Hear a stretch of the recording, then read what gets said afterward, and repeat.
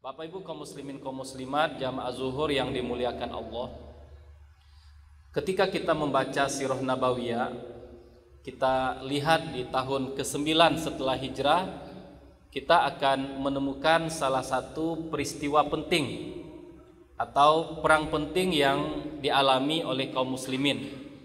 Perang tersebut adalah perang Tabuk. Perang Tabuk ini memiliki arti yang sangat penting bagi umat Islam. Meskipun kalau kita lihat nanti dalam perang Tabuk sendiri pada akhirnya tidak terjadi pertempuran. Meskipun tidak terjadi pertempuran, tapi perang ini memiliki arti yang sangat penting. Menguji kesetiaan, menguji kesungguhan umat Islam dalam memperjuangkan risalah Islam. Kita lihat nanti terkait dengan peristiwa perang Tabuk ini, dalam sejarah disebutkan jarak antara Madinah dan Tabuk itu sangat jauh, lebih dari 400 kilo. Kemudian perang Tabuk sendiri juga terjadi di saat musim panas. Bisa kita bayangkan, musim panas menempuh perjalanan jauh, kemudian perjalanan yang ditempuh itu adalah harus melewati gurun pasir yang panas. Ditambah lagi yang membuat kondisi parah adalah perbendaharaan atau keuangan kaum muslimin di saat itu begitu tipis. Maka berkumpullah berbagai macam rintangan yang membuat perang Tabuk ini terasa berat. Maka sampai-sampai perang Tabuk ini disebut sebagai Ghazwatul Usrah, perang dalam kondisi sulit. Bahkan nama Ghazwatul Usrah sendiri diabadikan oleh Al-Quran. Allah sebutkan dalam surat At-Taubah, laqad taballahu 'alan nabi wal muhajirin wal ansar walladzina tabau fi sa'atil usra. Allah terima taubat nabi, taubat kaum muhajirin, taubat kaum ansor, yang mana muhajirin dan ansor ini tetap setia mengikuti nabi di saat-saat sulit. Artinya tetap mau ikut berjuang di saat perang Tabuk yang begitu sulit. Kita lihat lagi, karena kondisi ekonomi ketika itu sulit, perbendaharaan tipis, maka Nabi SAW mengajak dan menyerukan kepada para sahabat untuk berinfak dan bersedekah. Maka kita baca lagi nanti dalam sejarah, Abu Bakar menginfakkan seluruh hartanya. Itu terjadi dalam perang Tabuk. Kita baca juga Umar bin Khattab menginfakkan separuh hartanya. Itu terjadi dalam perang Tabuk. Karena kondisi perekonomian sulit, keuangan perbendaharaan menipis, maka sahabat yang kaya punya kekayaan yang lebih dari yang lain, mereka berlomba-lomba menginfakkan hartanya. Bahkan yang paling melenggeda adalah Sayyidina Utsman bin Affan. Dengan kekayaan beliau bersedia memberikan bekal atau membekali sepertiga pasukan umat Islam yang akan ikut dalam perang Tabuk. Maka setelah perang Tabuk disebutkan oleh Nabi SAW, ma dhara Utsman ma fa'ala ba'da hadza. Tidak memudaratkan Utsman apa-apa yang dilakukan setelahnya. Bahkan kalau kita baca lagi, kaum wanita pun berlomba-lomba. Mereka punya perhiasan, mereka punya anting, punya kalung, kemudian mereka punya cincin, disedekahkan oleh mereka. Dan yang lebih menakjubkan lagi adalah tidak semua kaum muslimin yang kaya raya, tidak semua yang punya perhiasan, ada yang miskin. Dan yang menarik dari kalangan yang miskin adalah ada yang datang dengan 1 liter kurma, kemudian ada yang tidak punya apa-apa, mereka tetap ingin berjihad. Ketika dikatakan oleh Nabi tidak ada bekal, tidak bisa kalian berangkat, mereka sedih. Salah satu yang terkenal di antara sahabat yang begitu sedih, tidak bisa bersedekah, tidak bisa ikut berjihad, namanya adalah Ulbah bin Zaid. Karena tidak bisa bersedekah, karena tidak bisa ikut berjihad, karena tidak punya bekal, malam harinya Ulbah berdoa kepada Allah, ya Allah, saya ingin berjihad tapi nggak punya bekal. Ya Allah, saya ingin bersedekah tapi saya nggak punya harta, ya Allah. Maka pada malam hari ini, ya Allah, saya punya tekad, saya ingin bersedekah dengan kehormatan saya ingin bersedekah dengan harga diri saya ingin bersedekah dengan harkat martabat saya. saya maafkan ya Allah setiap orang yang bersalah kepada saya. Ya Allah, saya maafkan setiap orang yang pernah menggunjing saya. Ya Allah, saya maafkan setiap orang yang memfitnah saya. Ini cara saya bersedekah ya Allah. Itu yang dilakukannya malam hari. Maka besok pagi setelah sholat subuh, Nabi bertanya kepada para sahabat, siapakah di antara kalian yang malam tadi bersedekah? Tidak ada yang angkat tangan. Kemudian disebut lagi oleh Nabi, siapakah di antara kalian yang malam tadi bersedekah dengan kehormatan dan harga dirinya?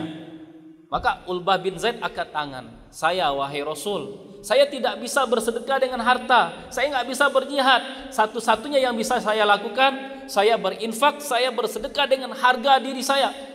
Saya maafkan orang yang bersalah kepada saya. Apa kata Nabi kepada Ulbah? Allah terima sedekah engkau, wahai Ulbah. Bapak Ibu kaum muslimin kaum muslimat, jamaah salat zuhur yang dimuliakan Allah, ada sedikitnya 3 pelajaran yang bisa kita ambil dari kisah ini. Pelajaran pertama adalah terkait dengan luar biasanya niat yang ikhlas. Sering kita mendengar ungkapan yang disampaikan oleh Abdullah bin Al-Mubarak. Perkataan ini sangat terkenal. Beliau mengatakan, rubba amalin saghirin tu'azzimuhu an-niyah wa rubba amalin kabirin tusaghiruhu an-niyah. Banyak amal-amal yang terlihat kecil dan sepele, tapi karena niatnya benar, pahala dari amal kecil tadi menjadi sangat besar. Banyak amal-amal yang besar, tapi karena niatnya bermasalah, pahala dari amal besar tadi hanya menjadi kecil atau hilang sama sekali. Ini yang kita lihat, ketulusan hati yang dimiliki oleh Ulbah bin Zaid.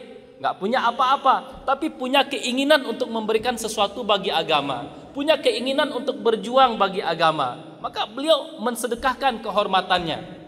Mirip dengan apa yang dialami oleh Ulbah bin Zaid pernah terjadi di zaman Bani Israel. Ketika itu terjadi musim kemarau. Seorang pengembala kambing sedang berjalan-jalan, tiba-tiba melihat bukit yang begitu besar. Apa kata si pengembala kambing? Ya Allah, jika seandainya saya punya emas sebesar bukit ini, saya akan sedekahkan untuk membantu orang yang kekurangan makanan. Langsung Allah berikan wahyu kepada Nabi Musa. Wahai Musa, sampaikan kepada si pengembala bahwa sedekahnya sudah saya terima, kata Allah. Dia tidak ngapa-ngapain, hanya melihat bukit yang besar. Ada rasa kasihan dalam dirinya kepada hamba Allah yang kekurangan makanan. Maka dengan penuh ketulusan, dengan penuh keikhlasan dia berkata, ya Allah, jika saya punya emas sebesar bukit ini, semuanya saya sedekahkan agar orang yang kelaparan bisa makan. Karena keikhlasannya, meskipun dia tidak bersedekah, meskipun dia hanya berniat, meskipun dia hanya berucap, tapi dia mendapatkan nilai sedekah emas sebesar bukit. Makanya kalau kita baca lagi terkait dengan perang Tabuk tadi, sepulang dari perang Tabuk, menjelang masuk kota Madinah, Nabi berpesan kepada para sahabat, sesungguhnya di Madinah ada sekelompok orang, tidaklah kalian melakukan perjalanan, tidaklah kalian merasakan kepanasan, tidaklah kalian mendaki bukit, menuruni lembah, melainkan mereka selalu ikut bersama kalian. Padahal mereka hanya berada di Madinah. Kenapa mereka bisa tetap dapat pahala padahal mereka hanya berada di Madinah? Karena ketulusan niat tadi. Kalau kami punya bekal, kalau kami bisa ikut, kami akan ikut, kata mereka. Itu yang mereka lakukan. Maka Bapak Ibu kaum muslimin kaum muslimat yang dimuliakan Allah, ini mengajarkan kepada kita agar kita selalu punya niat melakukan kebaikan dalam setiap kesempatan. Kalau seandainya apa yang kita niatkan nanti tidak terlaksana, kita sudah dapat pahala. Seperti Ulbah yang sedekahnya diterima oleh Allah, seperti lelaki di zaman Bani Israel, tidak ngapa-ngapain tapi dapat pahala sedekah, bersedekah emas sebesar bukit. Ini pelajaran pertama. Pelajaran kedua dari kisah ini adalah dalam sebuah hadis disebutkan oleh Nabi SAW, khairul quruni qarni, sebaik-baik masa adalah masaku, kata Nabi SAW. Melihat pengorbanan para sahabat dalam perang Uhud ini, kita bisa memahami kenapa generasi sahabat yang hidup bersama Nabi dikenal sebagai generasi terbaik. Karena mereka adalah umat Islam yang begitu mencintai agama. Yang ada dalam benak mereka, yang ada dalam pikiran mereka, bagaimana saya bisa membuat agama ini tersebar? Apa yang bisa saya lakukan untuk agama ini? Kebanyakan orang mungkin berpikir, apa yang bisa saya dapatkan dari agama? Enggak. Yang mereka pikirkan, apa yang bisa saya korbankan dari diri saya untuk agama? Dan itu juga bisa kita lakukan di zaman sekarang. Kita berpikir dan bertanya kepada diri kita, apa yang bisa saya lakukan? Saya punya harta, dengan harta saya apa yang bisa saya lakukan? Saya punya jabatan, dengan jabatan saya apa yang saya bisa berikan kepada Islam? Saya punya kecerdasan, dengan kecerdasan saya apa yang bisa saya berikan kepada Islam? Anggaplah kita nggak punya apa-apa seperti Ulbah tadi. Harta nggak banyak, kecerdasan biasa saja, kekayaan nggak banyak. Minimal kita jangan menjadi penyebab orang lari dari agama. Jangan sampai karena kata-kata kita orang tidak mau dekat dengan agama. Jangan sampai karena perilaku kita orang tidak mau hadir di masjid. Jangan sampai karena sikap kita orang nggak mau hadir di pengajian. Itu paling minimal. Kalau nggak bisa memberikan sesuatu kepada agama, minimal kita tidak menjadi penyebab orang lari dari agama. Ketiga dan terakhir pelajaran yang berharga dari kisah ini adalah luar biasanya sifat maaf. Di antara sifat yang sangat dicintai oleh Allah adalah memberikan maaf.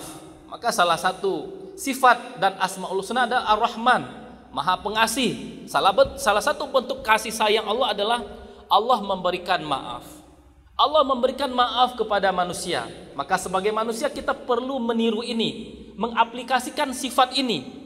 Allah memperlakukan sifat maaf kepada manusia. Kita kepada sesama hamba juga memperlakukan sifat maaf. Mudah memberikan maaf kepada sesama. Ya, dalam hidup benar akan ada orang yang bersalah kepada kita. Akan berat hati kita untuk memberikan maaf kepada orang yang melakukan kesalahan. Kita ingat lagi kisah Ulbah bin Zaid. Dia bersedekah kepada Allah dengan cara merelakan kehormatannya. Bersedekah dengan cara memberikan kehormatannya kepada orang lain. Anggaplah dalam kehidupan kita, kita ada bertengkar dengan orang lain. Yang benar kita, yang salah dia. Kita cepat minta maaf kepada dia. Tidak lama-lama kita dalam keadaan diam.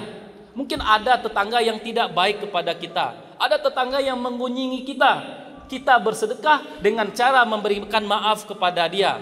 Mungkin ada rekan kerja kita yang selama ini jahil, yang selama ini usil, yang selama ini mungkin tidak senang kepada kita. Kita bersedekah dengan cara memberikan maaf kepada mereka. Benar memang, setelah kita memberikan maaf kepada orang yang bersalah, mungkin hubungan kita akan sulit seperti semula. Tapi ibarat air, mungkin air tidak bisa mengalir lagi seperti semula. Tapi kita harus ingat, jika air dibiarkan tenang di suatu tempat, air tersebut lama-lama akan rusak. Kita juga seperti itu. Lama-lama tidak berhubungan baik dengan saudara kita, hati kita akan rusak, akan muncul rasa iri, akan muncul rasa dengki. Maka jika misalnya agak sulit rasanya memberikan maaf kepada orang, kita ingat salah satu sabda Nabi SAW, "Ma zadallahu 'abdan bi'afwin illa izzan." Tidaklah Allah tambahkan kepada seorang hamba pemaaf melainkan hanya kemuliaan. Ini yang kita ingat. Sulit memberikan maaf, Nabi menjanjikan Allah akan menambahkan kemuliaan kepada orang yang suka memberikan maaf. Barangkali ini yang bisa kita sampaikan. Semoga bermanfaat bagi kita bersama. Wassalamualaikum warahmatullahi wabarakatuh.